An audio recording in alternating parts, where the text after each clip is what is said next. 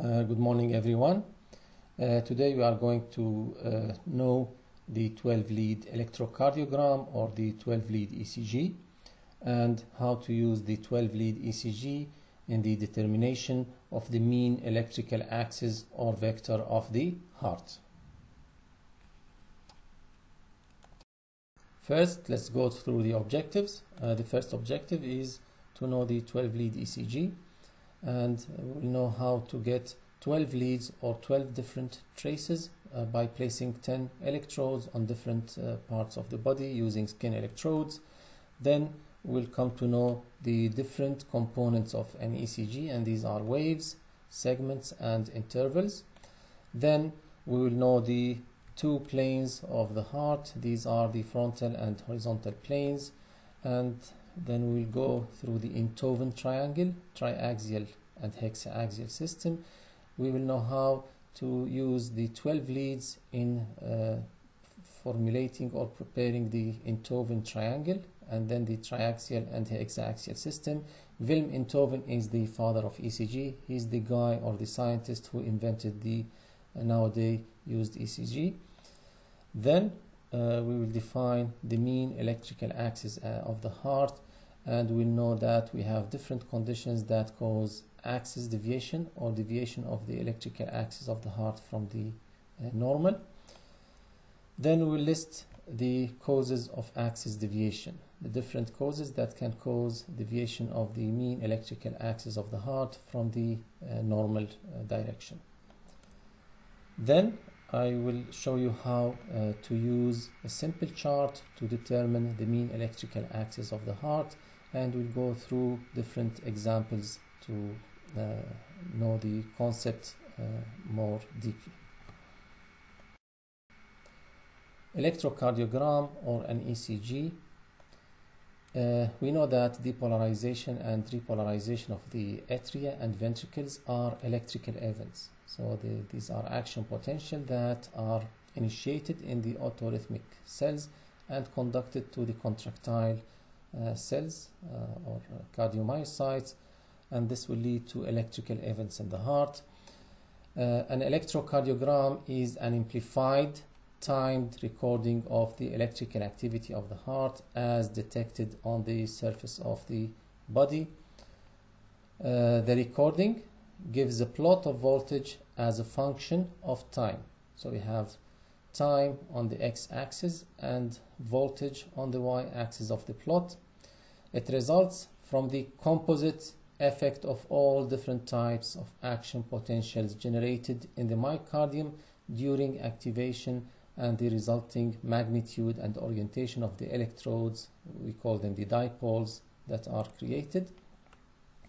So please, an ECG is not an electrical recording of a single muscle fiber.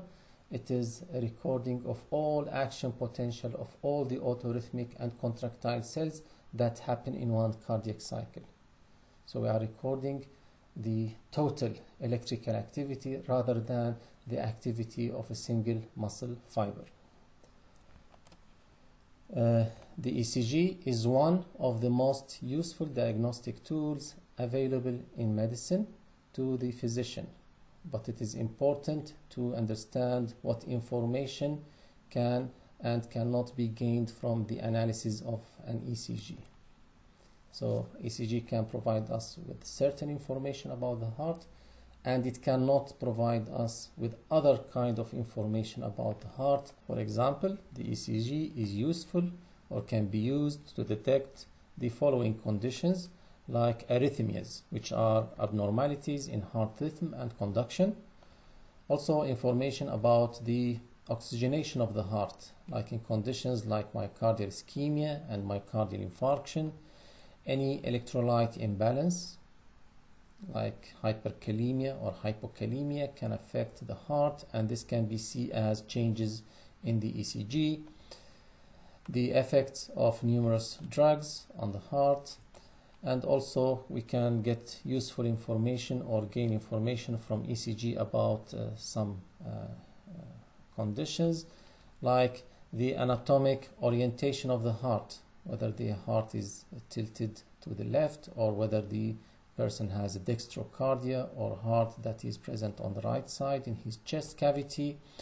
Also information about the size of the atria and the ventricles, and this can be detected by the amplitude of the different waves in the ECG, as we'll see later. Also, we can gain information from the ECG about the path taken by action potentials through the heart during normal or abnormal activation. Example, the average direction of activation of the ventricles or the mean electrical axis of the heart, which is the topic of today's lecture. As I said, ECG can give us certain information, but it is not able to give us other information. For example, ECG cannot give a direct information about the contractile performance of the heart. So please remember that an ECG cannot give us a direct information about the mechanical activity of the heart. It is a recording of the electrical activity of the heart. It has nothing to do with the mechanical activity of the heart. The planes of the heart. With the 12-lead ECG, 10 electrodes are placed at specific spots on the patient's extremities or the torso and chest wall to view the heart's electrical activity from two distinct planes. And these planes are the frontal plane, this plane yellow in color, and the horizontal plane in light blue. So the frontal plane can be obtained from the limb leads, and the horizontal plane, or we can have view to the heart from the horizontal plane using the precordial leads that are obtained by placing electrodes on different spots or points on the chest wall. These planes provide a cross-sectional view of the heart or 3D view of the heart. The frontal plane, a total of 6 leads view the heart along this frontal plane. These leads, or these 6 leads, are referred to as the limb leads. Why we call them the limb leads? Because the leads or these traces are obtained by placing electrodes on the extremities or on the limbs. We have 3 bipolar limb leads, and these are lead 1, lead 2, and lead 3, and 3 unipolar leads, and we call them the unipolar augmented voltage limb leads, the AVR, AVL, and the AVF. So the A stands for augmented, V for the voltage or vector, and the R right, left, and the foot. 4 electrodes are positioned either on the extremities or on the torso. So either we place the 4 electrodes at the 4 extremities or the 4 corners of the torso. Let's start with the first set of the limb leads, and these are the standard limb leads. Definition of lead means a voltage difference between 2 points or 2 electrodes or 2 poles, and the electrodes are the attachment of the cables of the ECG machine to the skin using a skin electrode. That's why a lead by convention is a measurement between, or voltage difference between 2 poles. That's why we call them the bipolar limb leads. The first bipolar limb lead is the lead 1, and lead 1 is obtained, or is the voltage difference between an electrode placed, or a negative electrode placed on the right arm, and a positive electrode placed on the left arm. The next lead, which is lead 2, it is obtained by placing a positive electrode on the left lower limb and the negative electrode on the right arm. Lead 3 is the voltage difference between 2 electrodes, where the positive electrode is placed on the left lower limb and the negative electrode is placed on the right arm. This placement of electrode will give me this triangle, or this arrangement of the leads, where we have a triangle and it has 3 borders, or boundaries: lead 1, lead 2, and lead 3. And as you see, lead 1 negative on the right arm, positive on the left arm. Lead 2 were the positive on the left lower limb and the negative on the right arm, while lead 3 where the positive is on the left lower limb and the negative on the left arm. This triangle is called Enthoven's triangle, the father of ECG, or the scientist who invented the ECG. Now let's go to the second set of limb leads, and these are the unipolar limb leads, or we call them the augmented limb leads. These include the AVR, AVL, and AVF. AVR is obtained by placing the positive electrode on the right arm. The negative electrode is a virtual electrode. It is calculated by the ECG machine after obtaining the lead 1, 2, and 3. So the average of 3 leads will give me a virtual central negative electrode, and that's why we call these 3 leads as unipolar. Why? Because we have only one true physical electrode per lead attached to the skin. The AVL is by placing the positive electrode on the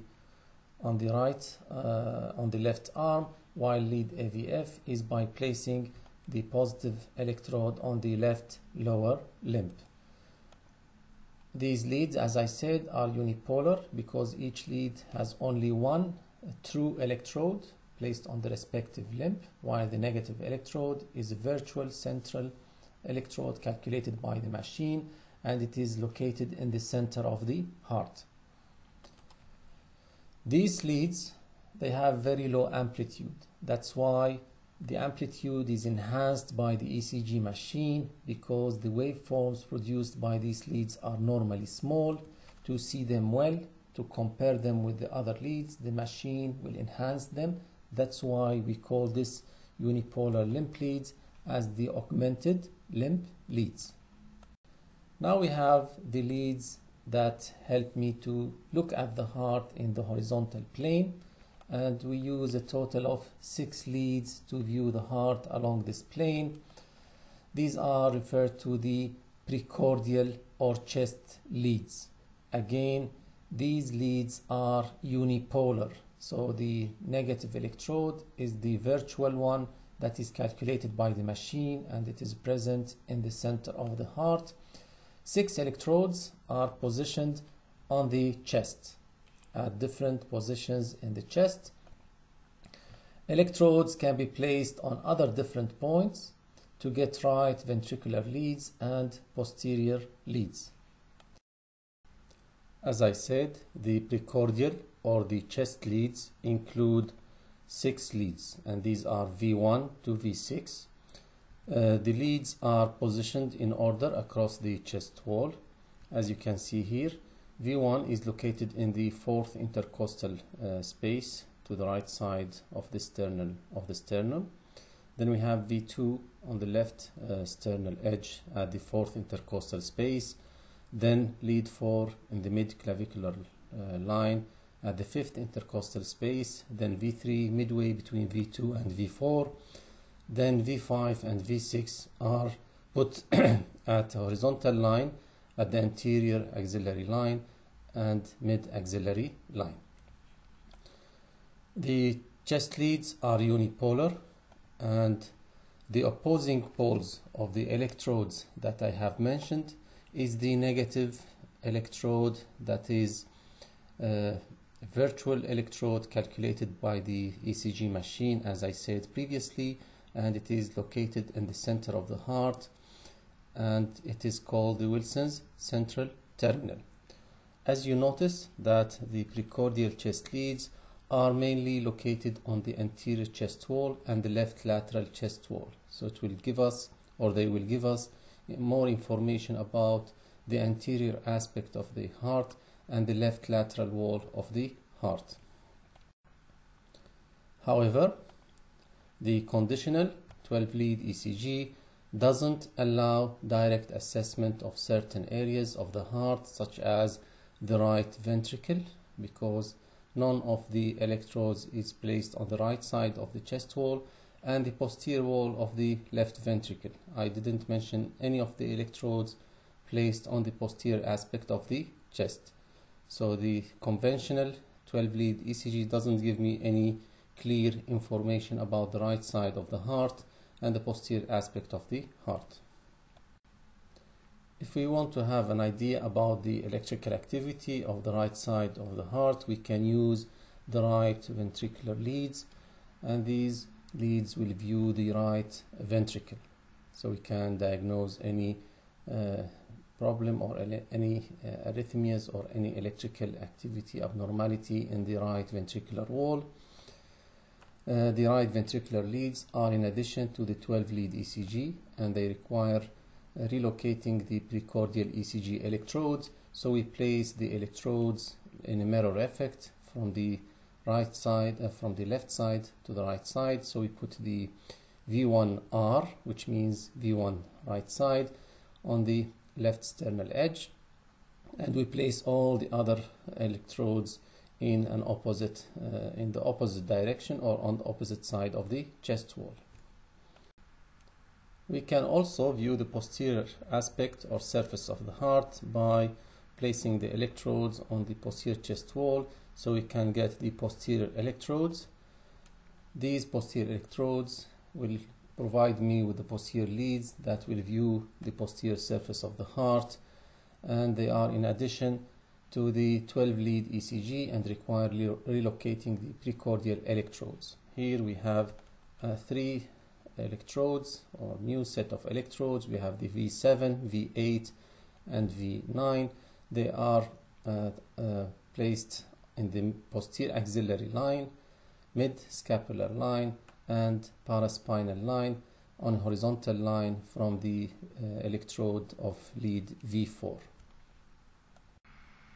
The ECG tracings are recorded on ECG papers, and these are grid papers that have large boxes and small boxes inside.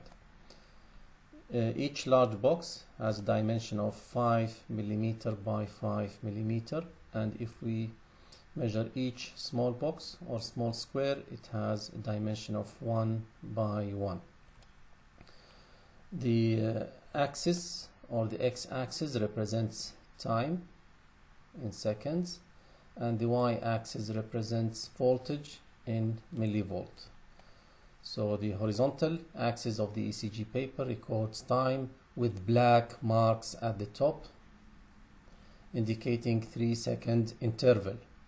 Each large block or large box equals 0.2 seconds. So if we multiply 0.2 seconds by 15 large boxes between two intervals, we'll get the 3-second interval. Within the large blocks are 5 small blocks, each represents 0.04 seconds. This is regarding the x-axis. On the y-axis or the vertical axis, as I said, it records the ECG amplitude or the voltage. Two large blocks or two large squares or two large boxes equal 1 millivolt. Each small block equals 0.1 millivolt.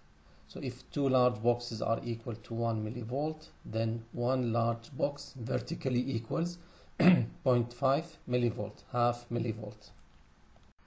Here we see an ECG trace, which is a recording for a single cardiac cycle. As you can see, there is an ECG grid that is composed of small boxes, 1 millimeter each side, and large boxes. These are 5 millimeter each side. The 5 millimeters on the x-axis represent 0.2 seconds in terms of time, while the y-axis or the vertical axis, each 5 millimeters represent 0.5 millivolt. As you can see here, we have this ECG trace. There is a flat line we call the isoelectric line. We have deflections above and below the isoelectric line. The deflections above and below the isoelectric line are called waves. So the ECG component that is above or below the isoelectric line is called wave. Wave positive or negative deflection above or below the isoelectric line. Then we have the other component of an ECG, which is the segment. A segment is a line that is usually on the isoelectric line and connects two waves without including either one of them. So we have here the PR or the PQ segment. We have the ST segment. We can also have here the TP segment between the T wave of this cardiac cycle and the P wave of the next cardiac cycle. And then we have the third component of an ECG trace, and this is the interval, and also we can call the complex. The interval is either two waves together, two or more waves and segments. So it is a portion of the ECG that includes a segment and one or more waves. For example, if I include the P wave here with the PR segment, I will obtain the PR interval. If I include the Q wave with the R wave plus the S wave, I have the QRS interval or complex. I also can include the ST segment with the T wave, so I will get the ST interval. If we include the QRS interval plus the ST segment and the T wave, we can get the QT interval, and so on. What are the different waves in the ECG? Normal ECG tracing consists of waveform components that indicate the electrical events during one heartbeat. These waveforms are labeled P, Q, R, S, T, and U. The P wave is the first deflection and is normally a positive upward waveform or upward deflection. It indicates atrial depolarization. The QRS interval, or more commonly named QRS complex, follows the P wave. It normally begins with a downward deflection, which is the Q wave, a larger upward deflection, the R wave, and then a downward S wave. The QRS interval represents ventricular depolarization. Then we have the T wave is normally a modest upward waveform representing ventricular repolarization. And then finally we have the U wave. It indicates the repolarization of the Purkinje fibers or the papillary muscles. This wave component may not be observable. Usually we don't observe the U wave in an ECG trace.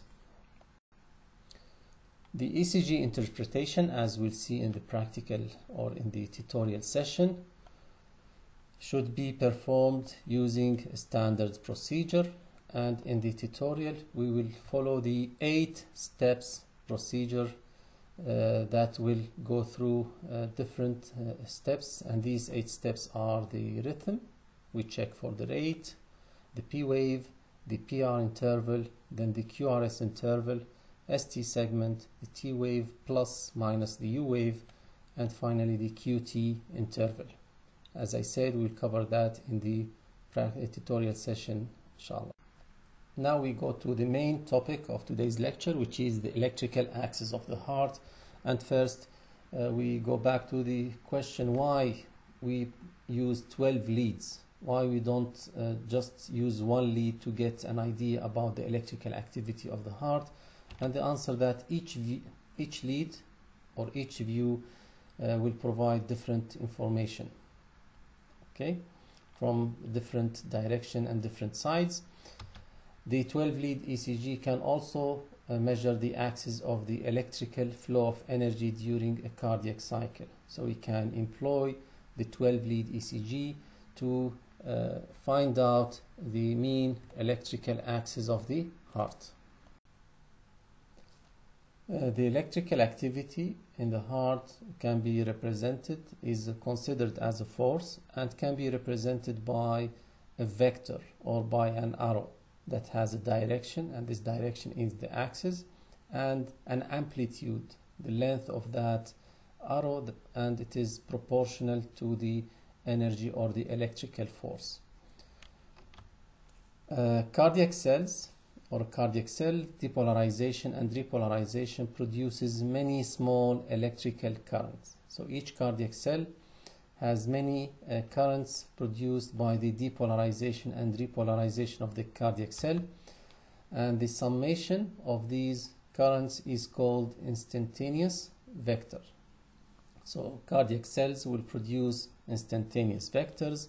If we take the average of these instantaneous vectors, we will get the mean vector.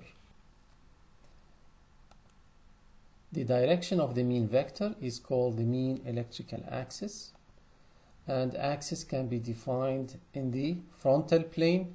And if we want to find out the mean electrical axis in the frontal plane, we have to use the limb leads, the 6 limb leads, and this is the most commonly used. So usually we determine the mean electrical axis of the heart in the frontal plane.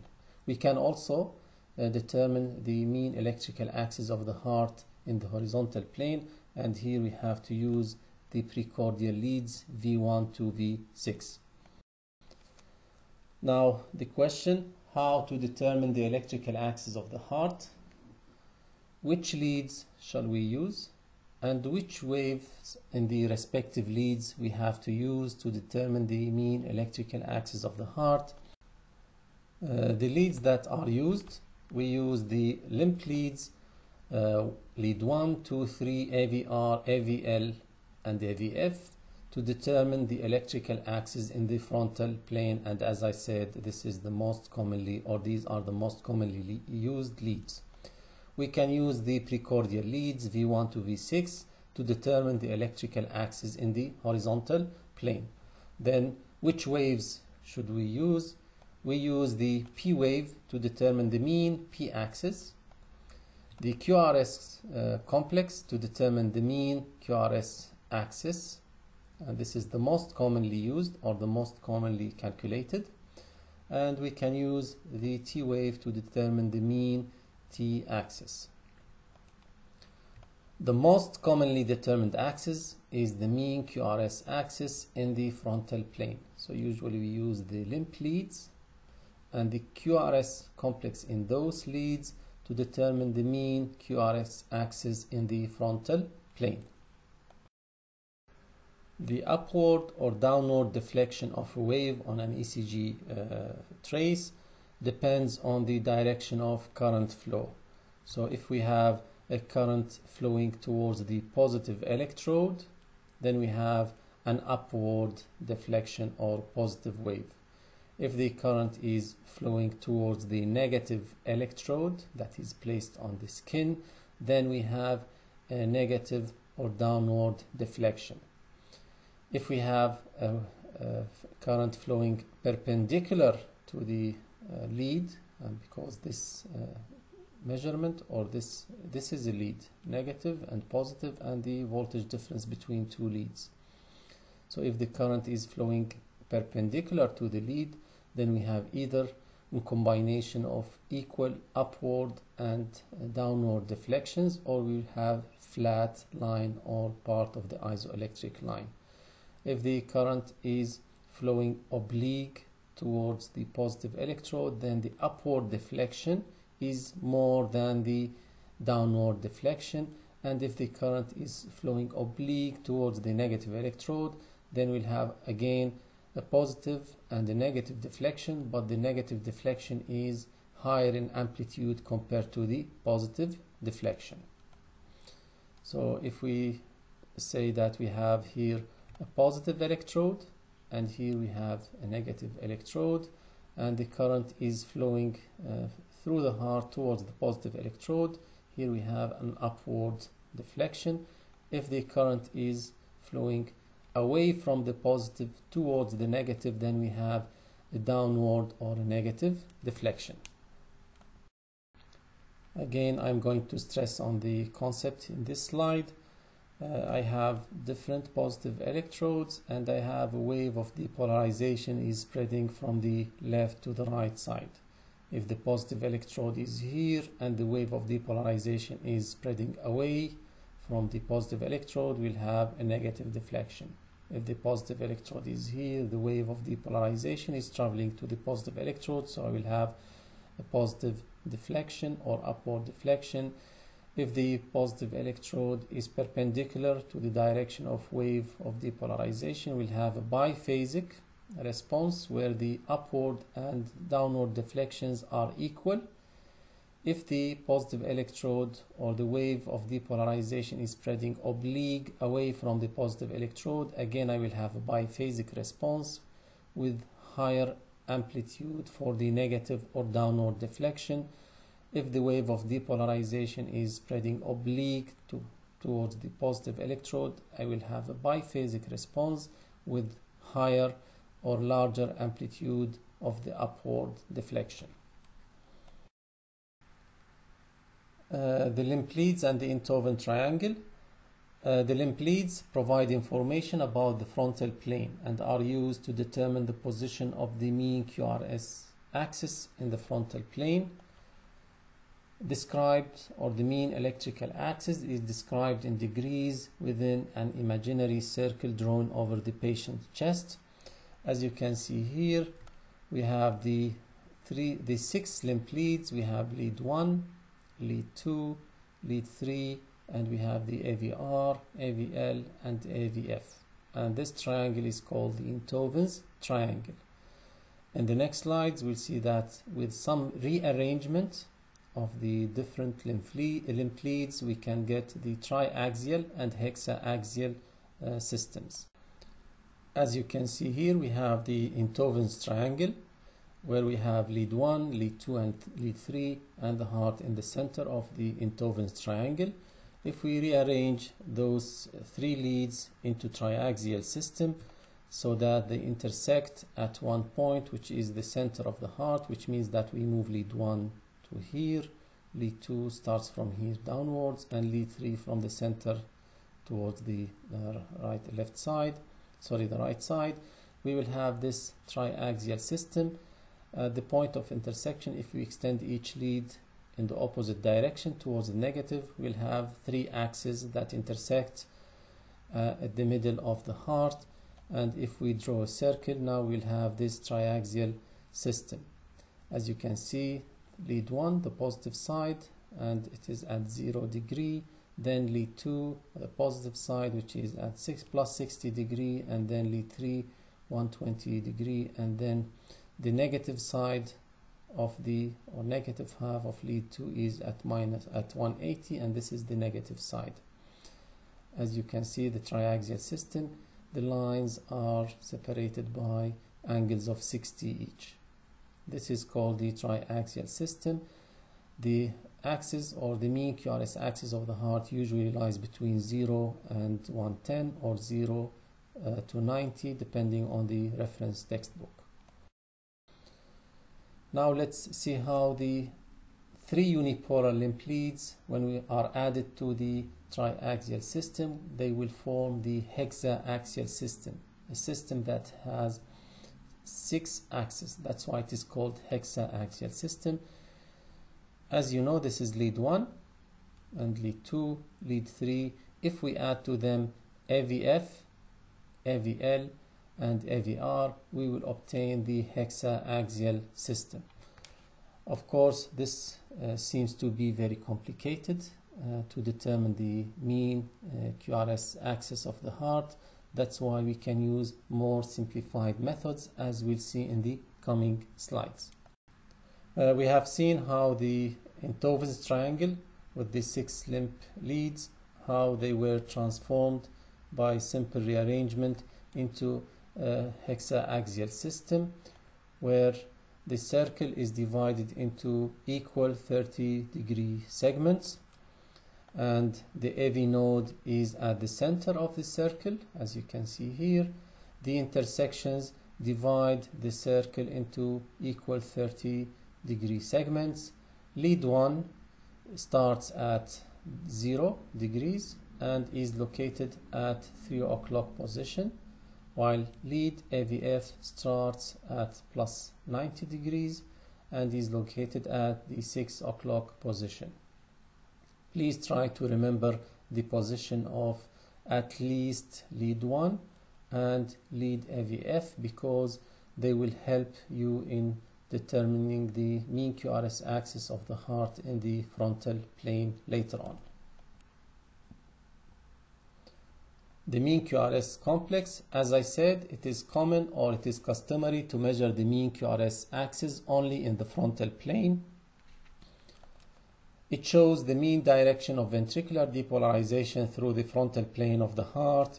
It is based on the orientation and amplitude of the QRS complexes in the lymph leads, in the 6 lymph leads, lead 1, 2, 3, AVR, AVL, and AVF, as you can see here in this trace in the lower part of the slide.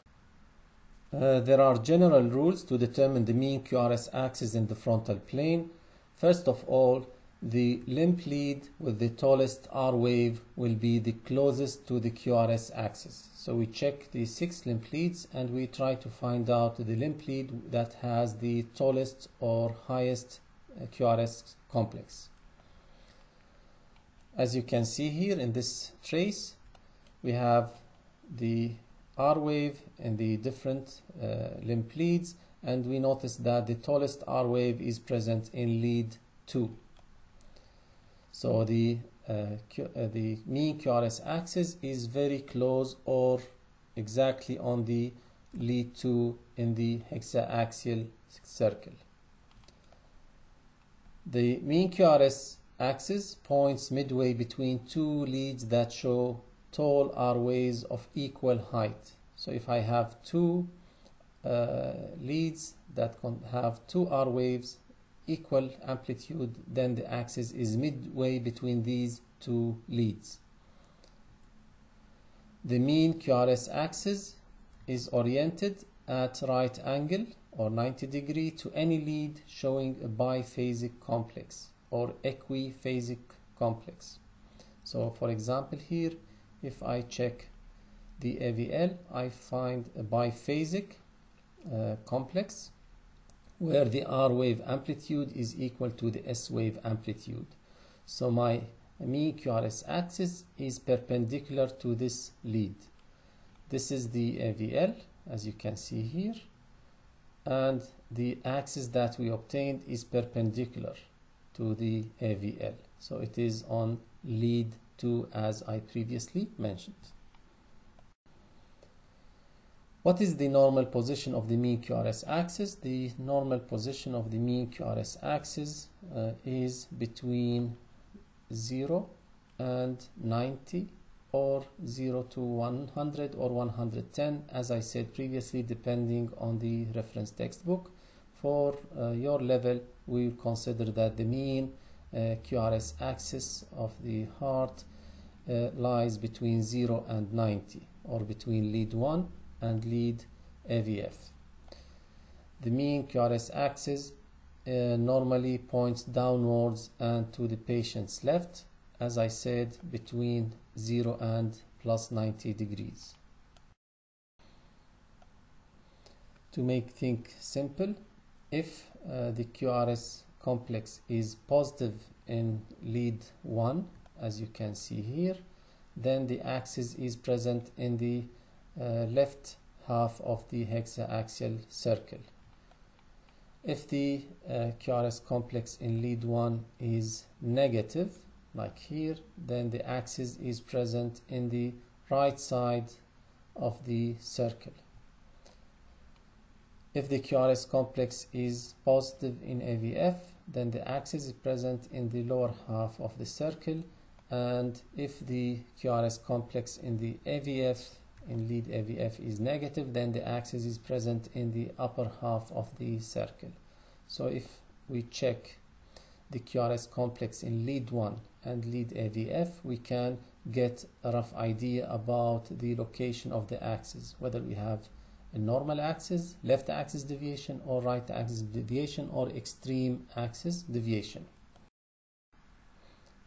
As I said, the use of leads 1 and AVF, these 2 leads can best detect variations in the heart's electrical axis, will make the determination of the mean electrical axis of the heart very fast and quick. The deflections of the QRS complexes in leads 1 and AVF help identify the mean QRS axis of the heart. We have to check whether the QRS complex in each lead is predominantly positive or predominantly negative. For example, here in this hexaaxial system, if we just focus on lead 1 and lead AVF, and we check the QRS complexes in these two leads. If the complexes in both leads are predominantly positive, then we have normal axis. If the QRS complex in lead 1 is predominantly positive but predominantly negative in AVF, then we have a left axis deviation.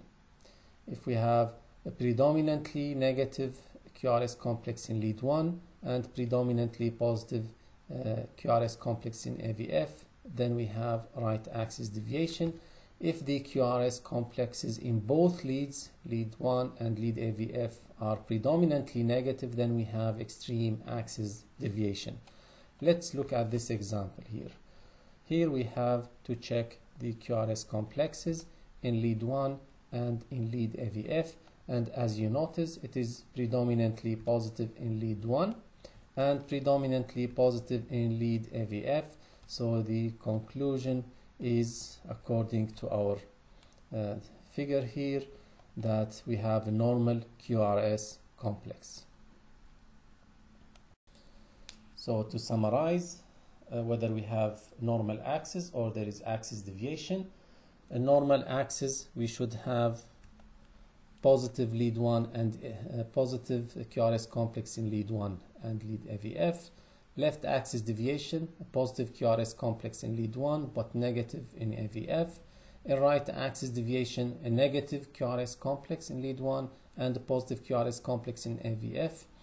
In extreme axis deviation, we have negative QRS complexes in both leads 1 and AVF.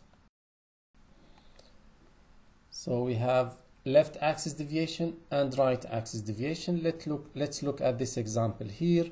We have a predominantly positive QRS complex in lead 1 and predominantly negative QRS complex in AVF. So this is a left axis deviation. If I have a predominantly negative QRS complex in lead 1 and predominantly positive QRS complex in AVF, this is a right axis deviation. What are the causes of left axis deviation? We have a list of causes of left axis deviation, and these include left anterior hemiblock, Q waves of inferior myocardial infarction, artificial cardiac pacing, emphysema that displaces the heart, hyperkalemia, Wolff-Parkinson-White syndrome, where there is right-sided accessory pathway, the tricuspid atresia, and ostium primum or ASD. Please notice that left ventricular hypertrophy does not usually cause left axis deviation in the frontal plane. This can be seen only in the horizontal plane. What are the causes of right axis deviation? It could be a normal finding in children and tall, thin adults, right ventricular hypertrophy, chronic lung disease even without pulmonary hypertension, anterolateral myocardial infarction, left posterior hemiblock, pulmonary embolism, Wolff-Parkinson-White syndrome, where there is left-sided accessory pathway, atrial septal defect, and ventricular septal defect. We can use a more precise way of determining the mean QRS axis in the frontal plane by employing the method that is shown in Guyton's textbook. In this method, we need a ruler and a protractor. First, we draw the lead 1 axis, and then we draw the lead 3 axis that is separated from lead 1 by 100 degrees. And then we go to the lead 1 and we measure the QRS complex there, and then we transfer that measurement to the plot here. So for example, if we say this is about 7 millimeter. We measure 7 millimeters on the lead 1, and then we draw perpendicular dotted line on that lead axis. Again, we go to lead 3, we subtract the negative wave from the positive, and we take the net and we transfer that to the plot, and we draw it on the lead 3 axis. At the end of that, we again draw perpendicular line to the axis, and we see where they intersect, and then we draw the vector now, or the mean axis, from the point of intersection of lead 1 and 3 and the point of intersection of the two dotted lines. And now we can measure the angle of the axis. You can see here it is 59 degree, and this is normal because it is between 0 and 90. So we have a normal axis of the heart. Now let's go through some examples in how to determine the mean QRS axis using the simple method that employs lead 1 and lead AVF. As you can see here in this trace, we have biphasic or equiphasic QRS complex in lead 1. So the axis, or the QRS axis, is perpendicular to lead 1. And since AVF is predominantly positive, this means that I have my axis on lead AVF. So here we have a normal axis.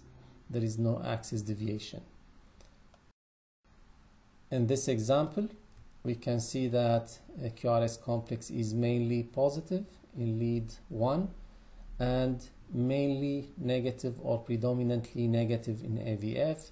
So my axis is deviated, and there is left axis deviation according to my previous explanation. In this example, we have lead 1 predominantly positive. In lead AVF, the QRS is predominantly positive, and we can also notice that I have a biphasic response in lead AVL. So my axis is perpendicular to AVL. If we go here, we can see that the axis lies on lead 2, perpendicular to AVF. There is a normal axis, as the QRS complex in both leads 1 and AVF is predominantly positive, so there is no axis deviation.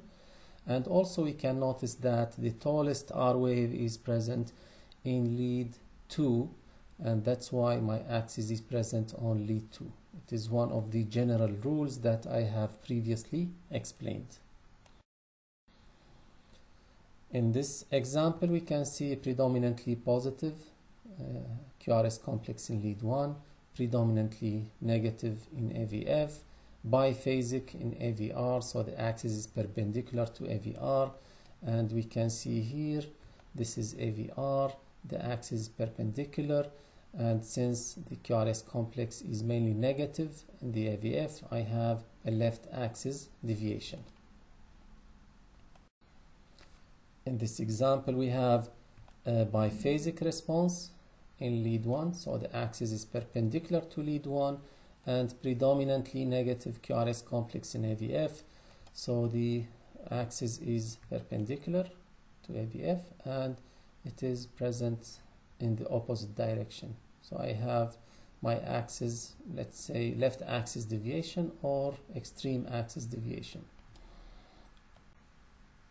As I said during the lecture, we can also determine the mean QRS axis in the horizontal plane, and as you can see, we can obtain that or determine that using the precordial or the chest leads V1 to V6, and usually the QRS axis in the horizontal plane is slightly posterior. The normal mean QRS axis in the horizontal plane, as you can see here, is slightly posterior. It is to the left and posterior. So if we take the mean QRS axis in 3 dimensions, it is to the left, inferior, and posterior. With this slide, we finish today's session. Thank you for your patience and wish you all the best.